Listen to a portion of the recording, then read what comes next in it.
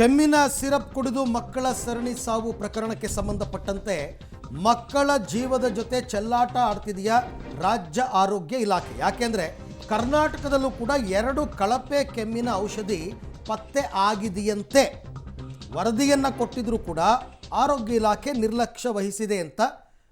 So ಇದರಿಂದ ಏನಾದರೂ ತೊಂದರೆ ಆಗಿದೆಯಾ ಅಂತಂದರೆ ಆ ಥರದ ಪ್ರಕರಣ ಏನು ಇಲ್ಲಿ ತನಕ ವರದಿ ಆಗಿಲ್ಲ.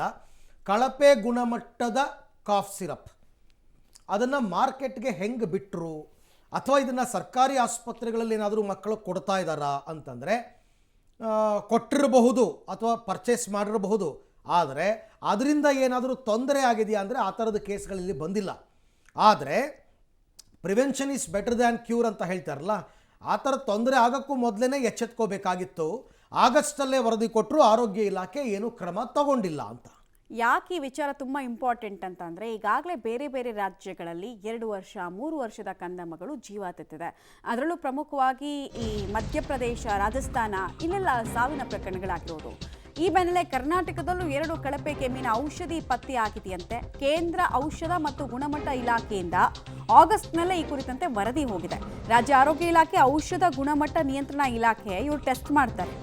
ಹಿಮಾಚಲ ಪ್ರದೇಶದ LV ಲೈಫ್ ಸೈನ್ಸ್ ಕಂಪನಿಯ ಸಿರಪ್ಪು, ಪುದುಚೇರಿಯ ಎಥ್ರಿಡಿಸ್ ಪ್ರಯೋಗಾಲಯದ ಸಿರಪ್, ಈ 2 ಸಿರಪ್ಪನ್ನು ಹಿಂಪಡೆದು ಪರಿಶೀಲನೆ ಮಾಡಲಾಗ್ತಾ ಇದೆ. ತಯಾರಕರ ವಿರುದ್ಧ ಕ್ರಮಕ್ಕೆ ಕೂಡ ಸೂಚನೆಯನ್ನ ಕೊಡಲಾಗಿದೆ, ಶಿಫಾರಸನ್ನ ಮಾಡಲಾಗಿತ್ತು. ಇದೆಲ್ಲವೂ ಕೂಡ ಮಕ್ಕಳ ಜೀವಕ್ಕೆ ಹಾನಿಕಾರ, ಕೂಡಲೇ ಇದನ್ನೆಲ್ಲ ಹಿಂಪಡಿಬೇಕು ಅಂತ. ಆಮೇಲೆ ಇನ್ನೊಂದು, ರಾಜ್ಯ ಸರ್ಕಾರ ಆಲ್ರೆಡಿ ಸ್ಪಷ್ಟಪಡಿಸಿದೆ, ಈ ಕೋಲ್ಡ್ ರಿಫು ಮತ್ತು ಈ ಎಥಿಲಿನ್ ಅಂಶ ಇರುವಂತಹ ಸಿರಪ್ಗಳು ನಮ್ಮ ರಾಜ್ಯದಲ್ಲಿ ನಾವು ಮಾರ್ತಾ ಇಲ್ಲ ಅಂತ. ಬಟ್ ಅದನ್ನು ಮೀರಿ ಇನ್ನೂ 2 ಕೆಮಿಕಲ್ ಇಂಬ್ಯಾಲೆನ್ಸ್ ಇರುವಂತಹ ಸಿರಪ್ಗಳು ಬಳಕೆಯಲ್ಲಿ ಇತ್ತು ಅನ್ನೋ ಆಘಾತಕಾರಿ ವಿಚಾರ. ಇದು ಪ್ರೈವೇಟ್ ಹಾಸ್ಪಿಟ್ಲಲ್ಲಿತ್ತಾ ಅಥವಾ ಸರ್ಕಾರಿ ಸ್ವಾಮ್ಯದ ಆಸ್ಪತ್ರೆಗಳಲ್ಲೇ ಇದನ್ನು ಪ್ರಿಸ್ಕ್ರಿಪ್ಷನ್ ಮಾಡ್ತಿದ್ರಾ ಅನ್ನೋದು ತುಂಬ ಇಂಪಾರ್ಟೆಂಟ್ ಆಗಿರೋ ವಿಚಾರ. ಮತ್ತು ಮಂತ್ಲಿ ನಿಮಗೆ ಔಷಧ ಗುಣಮಟ್ಟದ ಇಲಾಖೆ ಅವರ ಕೆಲಸನೇ ಇದು.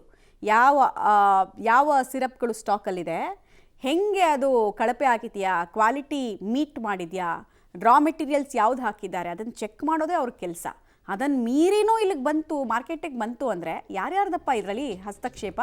ನನ್ನ ಪ್ರಕಾರ ಅದು ಯಾವ ಬ್ರ್ಯಾಂಡ್ ಇದೆ, ನೀವು ಕಂಪ್ನಿ ಹೆಸರು ಹೇಳೋದಕ್ಕಿಂತ ಔಷಧಿ ಹೆಸರನ್ನೇ ಹೇಳ್ಬಿಡಿ, ಸೊ ದಟ್ ಜನ ತಗೊಳ್ಳಲ್ಲ ಅಂತ. ರಾಜ್ಯದಲ್ಲಿ ಈಗ 2 ಕಳಪೆ ಕೆಮ್ಮಿನ ಔಷಧಿ ಪತ್ತೆಯಾಗಿದೆಯಂತೆ. ಕೇಂದ್ರ ಔಷಧ ಮತ್ತು ಗುಣಮಟ್ಟ ಇಲಾಖೆಯವರು ಆಗಸ್ಟ್ನಲ್ಲೇ ರಾಜ್ಯ ಆರೋಗ್ಯ ಇಲಾಖೆಗೆ ವರದಿಯನ್ನು ಕೊಟ್ಟಿದ್ದಾರೆ. ಹಿಮಾಚಲ ಪ್ರದೇಶ ಮೂಲದ LV ಲೈಫ್ ಸೈನ್ಸ್ ಕಂಪನಿಯ ಒಂದು ಸಿರಪ್ಪು, ಅದರ ಹೆಸರೇ ಹೇಳಬೇಕು ಅಂತ ನಾನು ಹೇಳೋದು. ಪುದುಚೇರಿಯ ಎಥಿಡ್ರಸ್ ಪ್ರಯೋಗಾಲಯದ ಮತ್ತೊಂದು ಸಿರಪ್ಪು, C&CLS ಸಿರಪ್ ಅಂತ ಹೇಳ್ತಾರೆ. CSL 129 ಬ್ಯಾಚ್ನ ಸಿರಪ್ ಅದು ಅಂತ. ಕೆಮ್ಮು, ಉಸಿರಾಟದ ಸಮಸ್ಯೆ ನಿವಾರಣೆಗೆ ಬಳಸ್ತಕ್ಕಂಥ ಸಿರಪ್ಪು.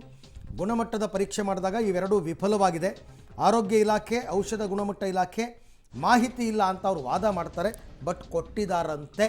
ಕೊಟ್ಟಿದ್ರೂ ಕೂಡ ನೀವು ಯಾಕೆ ಅದನ್ನು ಬ್ಯಾನ್ ಮಾಡಿಲ್ಲ, ಇದು ಪ್ರಶ್ನೆ. ಅಥವಾ ಏನಾದ್ರು ಕ್ರಮ ತಗೋಬೋದಾಗಿತ್ತು, ಅಥವಾ ಜನರಲ್ ಜಾಗೃತಿ ಮೂಡಿಸೋ ಕೆಲಸ ಮಾಡ್ಬೋದಾಗಿತ್ತು, ಇಂಥ ಸಿರಪ್ಪನ್ನು ಬಳಸಬೇಡಿ ಅಂತ.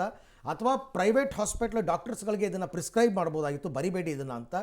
ಏನು ಕ್ರಮ ತಗೊಂಡಿಲ್ವಾ? ಈ ಬಗ್ಗೆ ಮತ್ತಷ್ಟು ಮಾಹಿತಿ ನನ್ನ ಕೊಲೀಗ್ ಲೋಕೇಶ್ ಅವರಿಂದ ಪಡ್ಕೊಳ್ಳೋಣ. ಲೋಕೇಶ್, ಈಗ 2 ಕೆಮ್ಮಿನ ಸಿರಪ್ಗಳು ಗುಣಮಟ್ಟ ಪರೀಕ್ಷೆಯಲ್ಲಿ ವಿಫಲ ಅಂತ ರಿಪೋರ್ಟ್ ಬಂದರೂ ರಾಜ್ಯ ಆರೋಗ್ಯ ಇಲಾಖೆ ಯಾಕಿನ್ನೂ ಕ್ರಮ ತಗೊಂಡಿಲ್ಲ? ಈಗೇನಾದರೂ ಎಚ್ಚೆತ್ಕೊಂಡಿದ್ದಾರಾ? ಅದನ್ನು ನಿಷೇಧಿಸುವಂತಹ ಸಾಧ್ಯತೆ ಇದೆಯಾ ಅಂತ? ಅರವಿಂದ್, ಈಗ ಮಕ್ಕಳು ಸಾವನ್ನಪ್ಪಿದ ಪ್ರಕರಣದ ಬಳಿಕ ಇದೆಲ್ಲ ಬೆಳವಣಿಗೆಗಳು ಹೊರ ಬರ್ತಾ ಇರ್ತಕ್ಕಂಥದ್ದು. ರಾಜ್ಯ ಆರೋಗ್ಯ ಇಲಾಖೆ ಯಾವ ರೀತಿ ನಿರ್ಲಕ್ಷ್ಯ ವಹಿಸ್ತಾ ಇದೆ, ಅದರ ಜೊತೆಗೆ ಔಷಧ ಗುಣಮಟ್ಟ ಇಲಾಖೆ ಕೂಡ ಎಷ್ಟರ ಮಟ್ಟಿಗೆ ನಿರ್ಲಕ್ಷ್ಯವನ್ನು ವಹಿಸ್ತಾ ಇದೆ ಅನ್ನೋದು ಈಗ ಬಯಲಾಗ್ತಾ ಇರುವಂಥದ್ದು.